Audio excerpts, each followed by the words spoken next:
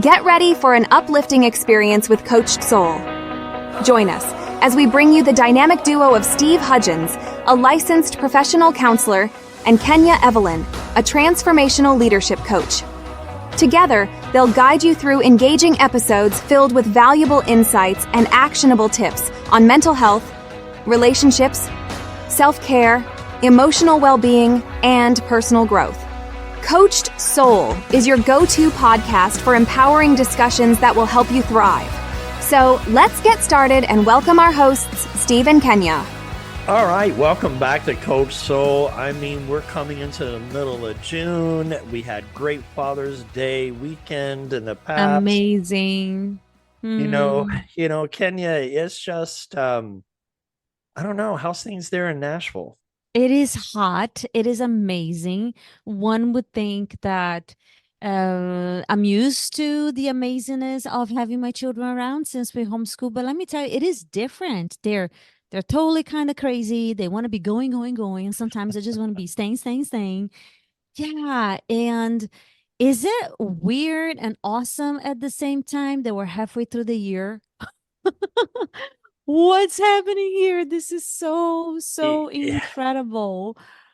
That's funny because, you know, growing up, I wanted to hurry up. I want to be an adult. I want to be adult. And now that I'm an adult, it's like, slow down. And it's, you know, I can't believe we're already 6 months into the year. Yes. It's just cray in regard to just trying to slow down to just to where I can catch my breath. And I know that, you know, between us that, you know, we were supposed to have recorded, and that kind of led into something. You want to kind of start us off with I love that. And I love that you said, you know, you preface when you were growing up, you were in a hurry to be an adult, and then you're here and you're like, oh yeah, let's squeeze this moment. So Steve and I, we're really good friends, and I just love the fact that we can be ourselves in and out of the microphone of this podcast. And at the same time, this past week, I noticed a big pattern. And I thought to be vulnerable enough to share with you guys because patterns will always show up, and it doesn't mean you are not healed. It means that you're ready to see this pattern. Like, how unloving of God, source, the creator of all things, would be to show all the needings, ins and outs of your becoming and say, so you see this mess, you got to heal everything. That's not what he does. Actually, he reveals the things you're able to take care of in that moment. And I just want to preface that way because I've been in a healing journey and a mindful, it's not even mindful, just really strong mindset of who I am and my identity and where I'm going as a leader, as a mama, as a friend. And here we are, big childhood pattern of hiding, fear, shame. It shows up. So let me just tell you what happened. We have a time and space where we set aside to record this for you guys. And let's just say the podcast working hours of Coach It. So usually on Friday mornings we get together and we connect and we record, and Steve edits and plug it into you guys, and it's beautiful. And again, Vacation Bible School, and I'm driving the kids back and forth to different places, and I reschedule the podcast recording, and then I reschedule again, and then I disappeared. And poor Steve, and I say poor Steve with the comma here because this is a co-creation. As I'm telling you this story, listeners, I want you to think about how do you behave? How do you show up in your life? It's not for me to be vulnerable and tell you about my crunchy areas that I'm working on. It's for you to see that, number one, you're never done. Number two, can you be humble enough to see yourself in the mirror and walk yourself through the new identity? Because when I hide, when I don't show up, when I feel like, oh my gosh, now it's one day, now it's 2 days, now it's 3 days. Okay, now he hates me. And now I have all the stories in my head. Seriously. And let me ask you something, listeners. When I feel this way, shame, or, oh, now it's too long, now he's going to think that I am blah, blah, blah. Is that the wise women? Is that Kenya, the mentor, the mother, the strong? I call it the wise woman. Is that the wise woman in me speaking, or the wounded child? What is it, Steve? It's the wounded child, because here's where I want to integrate something here really quick. This is not the first time that this has happened, that in the past we have miscommunicated or misaligned our meetings, and that's okay. But the response was that we were able to hold safe space for one another. So it wasn't that I was going to, lash out or be angry or things like that. So she knows, Kenya already knows that how I'm going to hold safe space for her. But it's not logical. Right. It's not logical. So continue describing what this little childhood, that this inner child that you were experiencing. What was happening with the guilt? So what was happening in my head is I need to be perfect. If I'm not perfect, I'm going to get a spanking. Literally, I just want to climb in the tree and stay all the way up on the high in the highest branch, or turtle up in underneath the covers or something. It was such a feeling of, I messed up so big. How do I come back for this? Oh my gosh, I let him hanging. Da da da da da da. And it was none. You have given me through all those months we've been together. You have given me so much actual evidence that you were a kind friend, that I can say, hey, I'm sorry, I messed up the schedule, and I messed up over and over again, or whatever it is.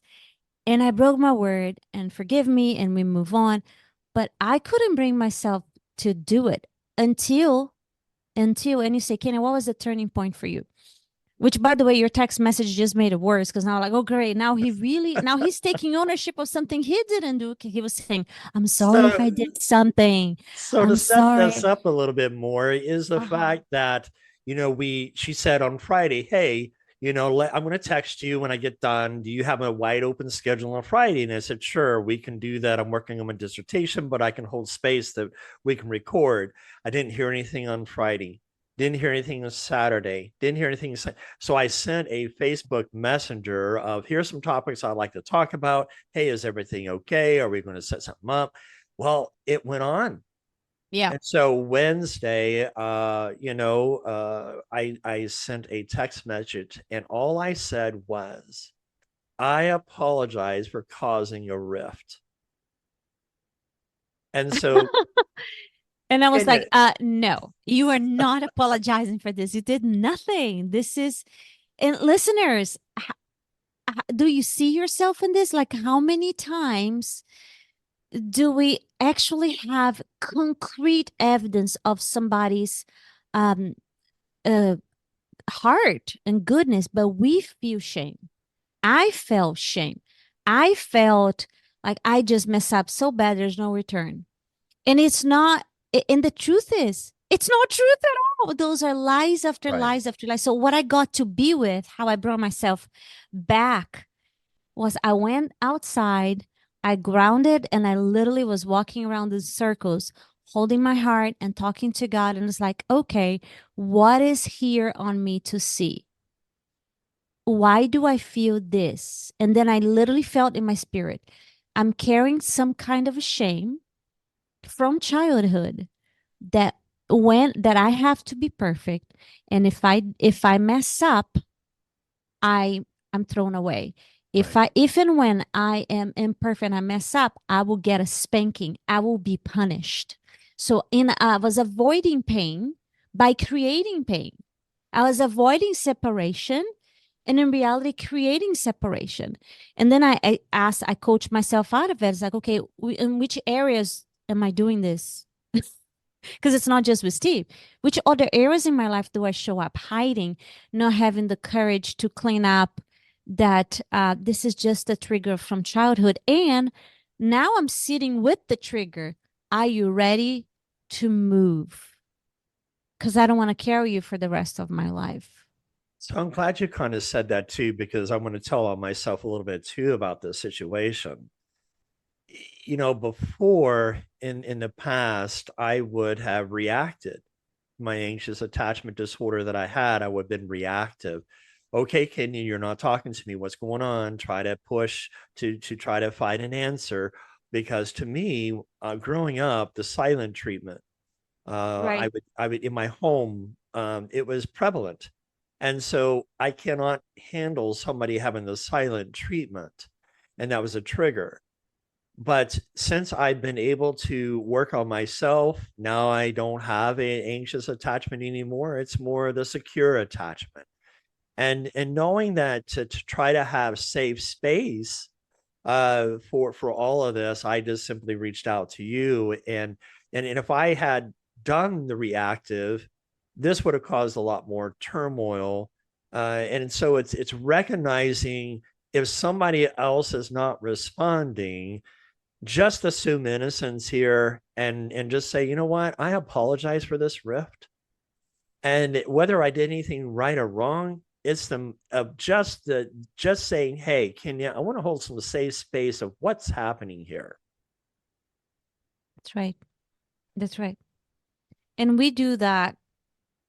I do that. I'm not going to speak for the collective. If you do that, I hope this story is an inspiration for you to come back to truth. Just listen to all those voices in your head and say, is this really truth? Right. Is this who I am? And whose voice is this? Is that the way I would speak to a friend today?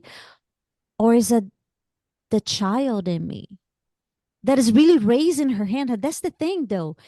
When your child, when the child in you come out to talk to you, embrace her, embrace him. They feel safe to show up and show you where it hurts. This is still hurts over here. Can you take care of me? And here's the work I do that I feel like it's so rewarding. I get to reparent this child the way I'm able to, the way I would to with my own kids. If my kids come in shame and in fear, I'm not going to say, oh my gosh, I can't believe you're still in shame. I just can't believe you're believing those lies. I would just embrace him. I would just embrace her. And I would say, it's okay, babe. You want some water? Can I hug you? And then whenever you're ready to talk, I'm here. Whenever you're ready to move through it, I'm here.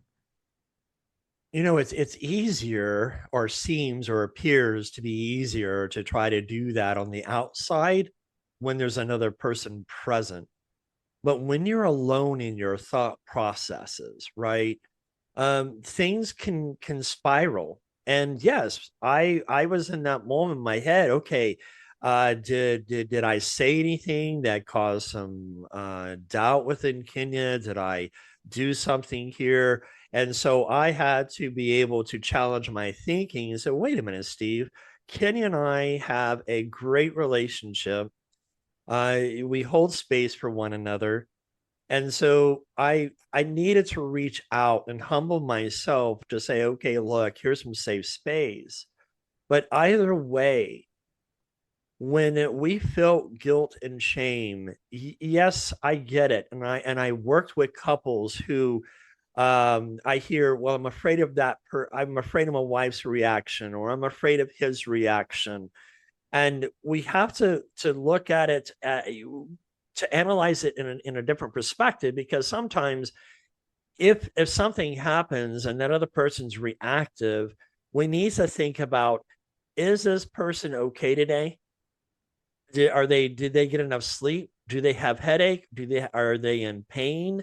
What's causing this negative reaction that may or may not be normal for them, so that we can process and work through. And so even though Kenya thought, hey, I'm going to feel some type of punishment, even knowing the truth that I've always held space for her, Kenya, we worked through this together, and being able to say, hey, we recognize, and this is the reason why we want to do this podcast, because it's about learning how to free ourselves from behavioral patterns that sometimes get in the way of our relationships, and sometimes healthy relationships. And if we don't recognize these patterns, then what happens? It starts eating at our relationship, and therefore it deteriorates the relationship. Your thoughts, Kenya? Yes, the patterns, and I call it the patterns because I don't want to take ownership of my patterns. I want to take ownership. My choice, my stand is to take ownership of my new identity. This is the old identity that showed up, the wounded identity that showed up as a pattern. And my gift to you today, our gift to you today, is that look around. Where do you see patterns that are not serving you? If it happened once or twice or 3 times, okay. Okay, there's something here. You might not know what the pattern is, but you notice the pattern. Sit with it, pray with it, meditate, ask God, what is in here for me to see? And many times you cannot do it by yourself. Raise your hand, we'll support you. Or seek support. And just know that your nature is love. My nature is love. My nature is abundant. My nature is acceptance. This is why we are able to be so magnetized by children. And I know what you're thinking. If you're mother, only if they're in their only if they're in their good behavior. It's like, well, the truth is, even if they're in their bad behavior, they're so authentic. Like you can't make them like something they don't like. They're so authentic. When they like something, they love it. When they don't like something, they close their mouth.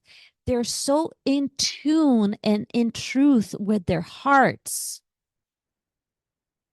So my invitation for you today is to sit with that truth that you see around you. Okay, does this match the women that I see myself being? And if it doesn't match, raise your hand. Oh, that is my wounded child. Would I turn down a child that is bleeding? Shut up, stop bleeding, da da da da da. Or would you get a Band-Aid, a hug, and say, sit with me, tell me what's going on? And literally, when I told my girl, my inner child, to sit with me and tell me what was going on, she's like, I am really afraid that I'm going to get a spanking. I'm really afraid that I mess up beyond the point of no return. And I'm like, did you do something else that I don't know about? Because, it's so unlogical. It's not conscious. And what runs our life is much more of the unconscious than the conscious, as we know through all the psychology studies. So I hope this is just not just an inspiration for you, but a way of saying that this is how you can sit and love. So I was afraid that I was not going to receive the love and the forgiveness from Steve because I was judging me. I was not giving me the love and the forgiveness. I was like, you screw up again. You did this. You didn't return.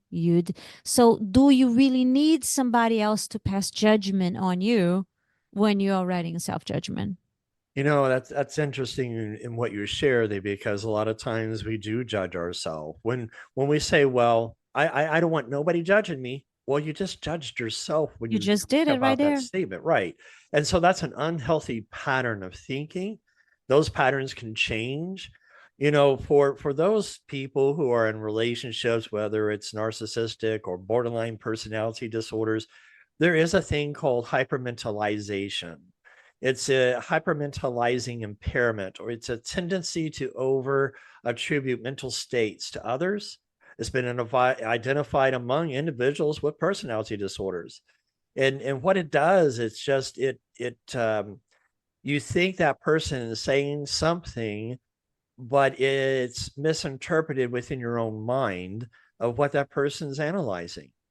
So a lot of times it's easier to maybe clarify, maybe ask questions to clarify as to, how are you interpreting what I'm saying to you? It's breaking these unhealthy patterns of being reactive in state to the person who is either hyperventilating or has a pattern that's not healthy, that's hurtful. And it also at the same time, Kenya, we're both internalizing and being able to say, okay, because this is who we are, because of our healthy state of mind. We want to hold space. We recognize our patterns. And so I want to spend the last 5 to 8 minutes that we have left here and talk about some of these patterns. How do we help our listeners to be able to identify a pattern that is not healthy, especially when we have interaction with other people, whether it's family members, because sometimes family members can invoke that unhealthy pattern that we are used to. And so sometimes our environment that we put ourselves into can create these unhealthy patterns. So can you talk a little bit about what it is that people can use as a tool to help identify some of these patterns? Yes. So the way I do is very analog and intuitive at the same time. And by analog, I mean pen and paper. I sit with my pen and paper, and I ask divine guidance in, and I say, okay, what is happening in my body right now? Because you can really feel when you're in shame and in fear, right there in the anus, we just, we contract. And when we contract our bodies, you feel more of the thing you're feeling. You feel more fear. You feel more shame. You feel more all of those lower vibrations, which is the opposite of the fruits of the Spirit: love, joy, peace, patience, kindness. And by the way, this is not towards other people. It's towards us first. I have never interpreted that the way I'm interpreting it right now. It's love for self, patience for self, peace for self. So as I sit with my pen and paper and I go, okay, when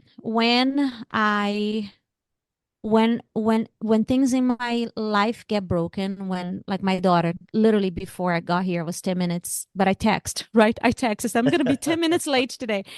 My daughter had broken my favorite goblet, gold goblet. And she was crying, and I didn't cry, but I look at her as like, baby, is this about breaking the goblet? Yes, it's beautiful. Or is it about not listening because I told you not to touch? This house is 90% broken, not because of accidents, but because you didn't listen when I say don't touch. And I remember in the past, and that was a break in a pattern, because in the past I have written in my journal of patterns. Yes, I do have a journal of patterns, that I just can't believe that everything about me is broken. Everything around me is broken. My shit got ripped. Sheets, like, you sleep on it, it's ripped. My lamp got broken. The boys, the dogs, they scratched the floor, and now there's scratches around the bed. I mean, and I just start like, oh my gosh, I'm surrounded by broken and scratching things. How did I allow? So instead of going to the how did I allow, and self-pity and I sit with that. When did I become okay that pattern of broken things, that I accept the pattern of broken things? Because once you accept a pattern, it becomes a magnetism of attraction, and you attract all that pattern around you by everybody else. Right. I'm going to say that again. Once you accept a pattern, the pattern stays. And it magnetizes, and the people around you start treating you the same way. Your houses start being completely broken. Yeah. When you accept a standard, a pattern, it becomes your temperature. So I would journal. Listeners, go back and journal. What are the things in your life that keep happening, and then you say you don't want, you don't like, but they keep happening? It is a pattern. That when you think, and we're almost out of time here, not only are we supposed to be able to hold safe space for that other person, a healthy pattern is also holding a safe space for yourself. It's all self. Yes. Steve, it's Yes. 100% self first. Okay. Right? Because now we're talking worthiness. When did I become a person that doesn't deserve pretty things? Right. When did I became a person that feels like you can be talked in this way? Right. You can be talked down to. When did I become a person that feels like you're okay with crumbs everywhere? If you're looking around and you see crumbs instead of the entire croissant, notice and write it down. It is a pattern. But here's the trick. It's like, okay, can I write it down? You didn't tell me how. Well, listen, this is the part that is very important. Can you write it down without judgment? You write it down as an observer, as if you were a doppelganger right here, watching your life. You write as an observer with zero judgment and neutrality. And now you go one by one in each pattern and you say, where do I feel this in my body? Where do I feel where do I feel shaming my body? Where do I feel Right. judgment in my body? And you stay in that part of your body. And the way I do it, because I work with the Holy Spirit, some people work with other people, anywho, you send light to that part of you. You allow memories to come and you ask, when was this pattern first started? Did it come from me? Did it come from my parents?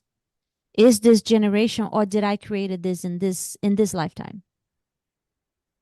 Well, and you just sit with those answers.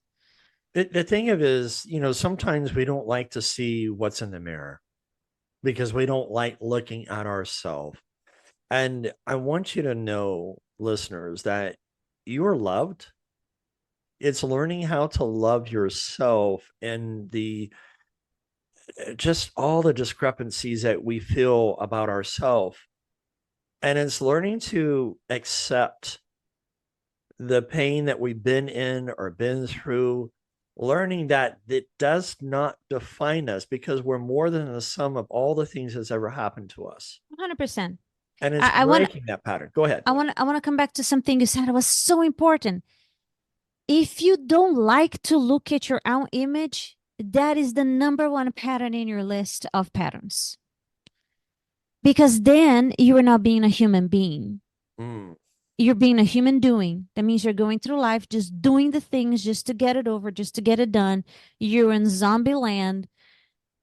And you're actually avoiding being with you. I would hold eye contact with that mirror until I have a tear. Right. If that's the thing you're avoiding, to look yourself in the mirror, to really look at yourself. Look, I know this can be figure of speech, Steve, when you say look yourself in the mirror, but I'm saying this on a 3D reality. Literally stopping looking yourself in the mirror and sending so much love and lock the eye contact. And maybe your so much love would be to look in the mirror and say the truth and say, I hate you. My entire life, I heard blah, blah, blah, blah, blah, blah, blah, blah, blah. And just be on, you got to speak the truth. Otherwise, it's like putting icing, beautiful gold icing on something that is stinky, a third.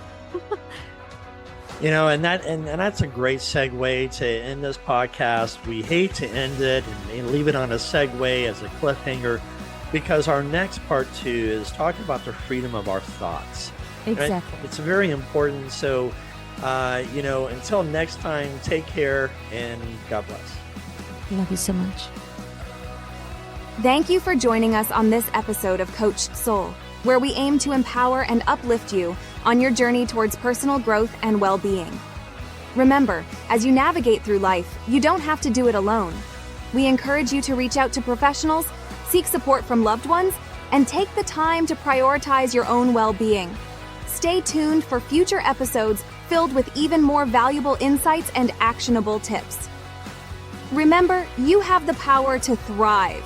And with Coach It Soul by your side, anything is possible. Until next time, take care, stay empowered, and keep shining your brightest light. For more information, contact Kenya at kenyacoachedsoul.com.